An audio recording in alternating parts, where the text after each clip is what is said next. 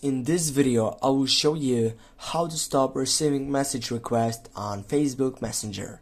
Firstly, you need to launch your application, then you need to go on your profile icon on your left upper side.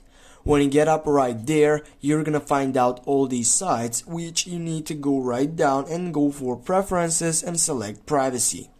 When you join up on that selection, you're gonna find out on the first site message delivery. Click on that first selection, and from here you're gonna find out all these second stuffs which you need to get up on that site, which is your site selection. Go on don't receive requests.